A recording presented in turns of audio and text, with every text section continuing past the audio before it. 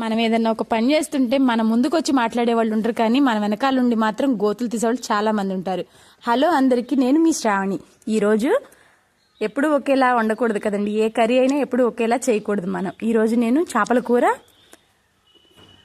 ఎలా వండుతున్నానో ప్రాసెస్ చూసేద్దాం రండి. నీట్గా కడిగి పెట్టుకుని ఉప్పు, పసుపు, నిమ్మకాయ పిండి కడిగి పెట్టుకున్న చేప ముక్కల్లో ఫస్ట్గా పసుపు, మీ స్పైసీనెస్కి తగినట్లుగా కారం, 3 పచ్చిమిరపకాయలు చీలికలు కట్ చేసుకుని వేసుకోవాలి. నెక్స్ట్ 2 ఆనియన్స్ కట్ చేసుకుని అల్లం వెల్లిగడ్డ పేస్ట్, ఆయిల్, కళ్ళుప్పు కూడా వేసి ప్రాపర్గా మిక్స్ చేసి మీకు టైం ఉంటే ఒక 10 to 15 మినిట్స్ పక్కన పెట్టేసుకోండి, లేదంటే వెంటనేనైనా వండేసుకోవచ్చు.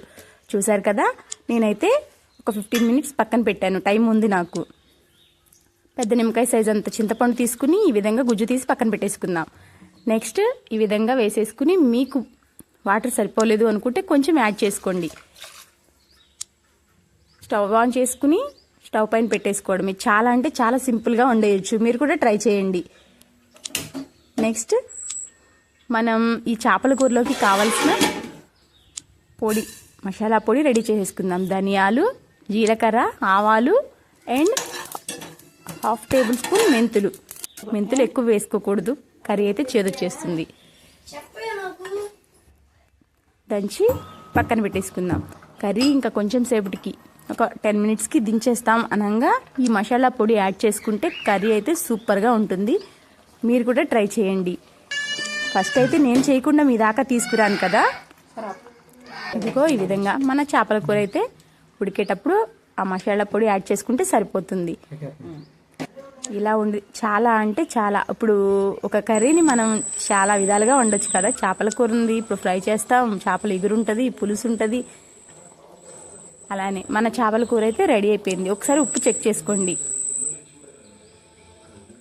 అంతే అండి, చాలా అంటే చాలా సింపుల్గా చేయొచ్చు. థ్యాంక్స్ అండి, నన్ను సపోర్ట్ చేస్తున్న మీ అందరికీ కూడా చాలా అంటే చాలా థ్యాంక్స్ అండి. నాకు సబ్స్క్రైబ్ చేసిన మీ అందరికీ కూడా చాలా థ్యాంక్స్. నన్ను ఇలానే సపోర్ట్ చేస్తూ ఉండండి. నేను మరిన్ని వీడియోస్తో మీ ముందు ఉంటాను. చూసారు కదా, మన చేపల కూర రెడీ అయిపోయింది. ఇలా ఒక నైట్ అంతా పక్కన పెట్టేసి మార్నింగ్ తింటే చేపల కూర నెక్స్ట్ లెవెల్లో ఉంటుంది. వేడిగా తినేదానికంటే చేపల కూర చల్లగా అయిన తర్వాత చాలా టేస్ట్గా ఉంటుంది. మీరు కూడా ఒకసారి ట్రై చేయండి ప్లీజ్ అండి. వీడియో చూసి స్కిప్ చేసి వెళ్ళిపోకుండా ఒక లైక్ చేస్తే నాకు చాలా సపోర్టివ్గా ఉంటుంది. సూపర్గా ఉందండి చేపల కూర అయితే. ప్లీజ్ అండి, లైక్ చేయండి, షేర్ చేయండి, సబ్స్క్రైబ్ చేసుకోవడం మర్చిపోవద్దు.